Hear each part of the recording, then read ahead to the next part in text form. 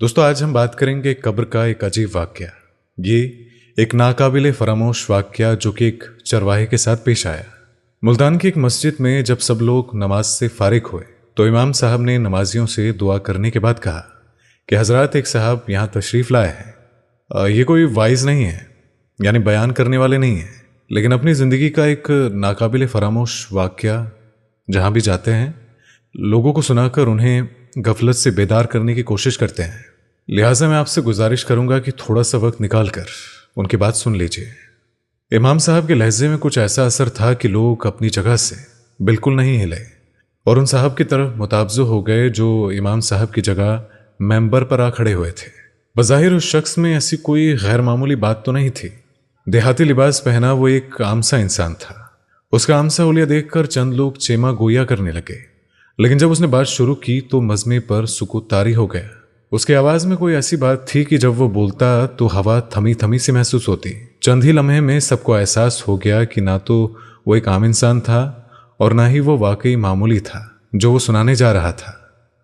उस शख्स की आवाज जैसे किसी गहरे कुएं से उभरती हुई सुनाई दे रही थी और वो कह रहा था कि साथियों, जो वाकया मैं आपको सुनाने जा रहा हूं वो कोई मनगढ़ंत वाकया नहीं है, मुझ पर बीतने वाला एक सच्चा वाकया है।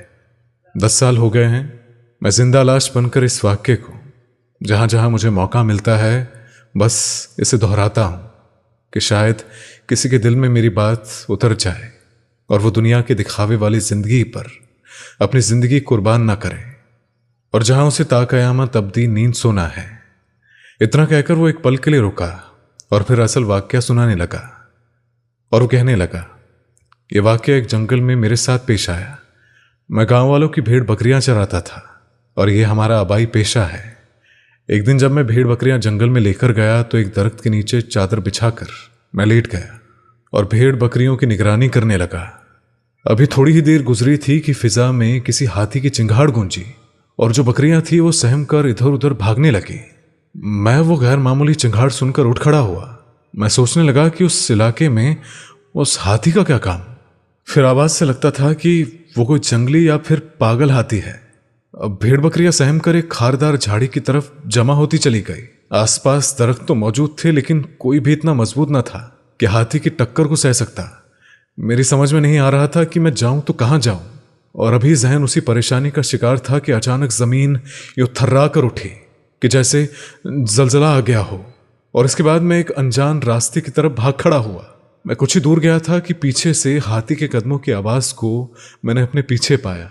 मैं सिमत बदलकर भागता रहा, लेकिन भला एक हाथी की रफ्तार का मुकाबला कैसे किया जा सकता था। लेकिन शायद कुदरत को कुछ और ही मंजूर था। अचानक एक गुंबद नुमा इमारत वीराने में मेरे सामने यूं आ गया कि जैसे वो जमीन से उग आई हो। उसमें दाखिले के लिए एक छोटी सी खिड़की नुमा किवाड़ की जगह थी और खिड़की इतनी छोटी थी कि हाथी कोशिश करने के बावजूद भी उसमें दाखिल नहीं हो सकता था। मैं आंधी और तूफान की तरह उस इकलौते कमरे में जा घुसा। उसमें एक कब्र थी और उसके ऊपर छत से एक जंजीर लटक रही थी और अंदर बमुश्किल इतनी ही जगह थी कि मैं एक तरफ ही खड़ा हो सकता था। कब्र के ऊपर खड़ा होना मुझे गवारा नहीं था। हाथी भी चंद लम्हों के बाद मेरे पास पहुंच गया। शुक्र का मुकाम था कि वो गुम्बद नुमा इमारत मजबूत पत्थर की थी, वरना हाथी एक ही टक्कर में उसे तोड़ डालता।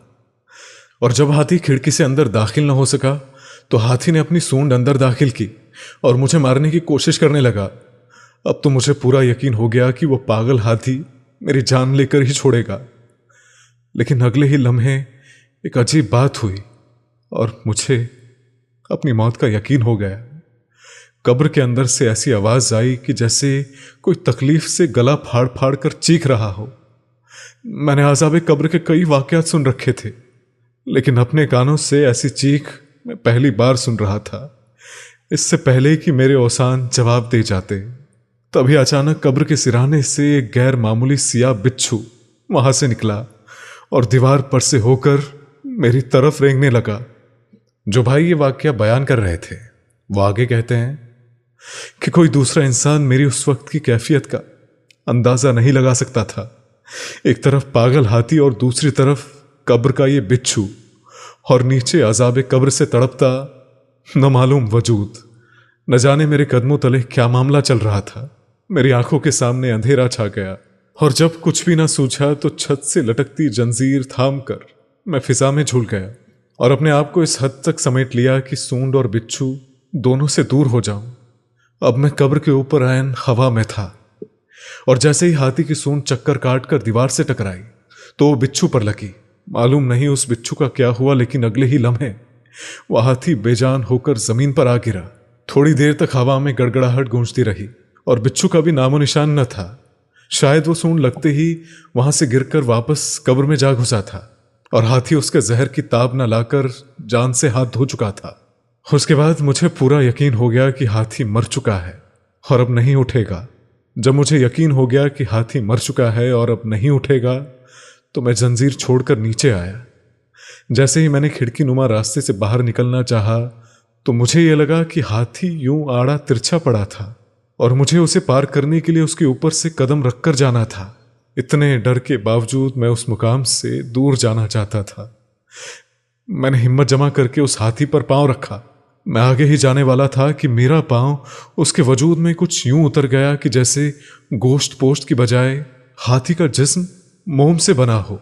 अगले ही लम्हे मैं अपना पांव घसीट कर हाथी को पार कर गया और मैं आज जब भी अपने टांग पर नजर डालता हूं तो वो सारा मंजर मेरी आंखों के सामने ताजा हो जाता है। और इतना कहकर उसने अपनी दाएं टांग से धोती का पल्लू ऊपर को सरकाया और देखने वालों ने बेख्तियारी से अपनी आंखें बंद कर ली। घुटने से टकने तक गोश्त का नामो निशान न था और सियाह माइल हड्डी के नाम पर उसकी टांग सबके सामने थी। पांव का बाकी हिस्सा शायद जूते ने ढक रखा था। घुटने से नीचे पीप का उभार भी साफ देखा जा सकता था। कब्र के इस बिच्छू में ऐसा जहर था कि हाथी को उसे छू जाना ही न सिर्फ हाथी के जिस्म को पानी पानी कर गया, बल्कि उस चरवाहे की टांग को भी दूसरों के लिए इबरत का निशाना बना गया। तो दोस्तों, आज की वीडियो में बस इतना ही। अस्सलाम वालेकुम। अल्लाह हाफिज।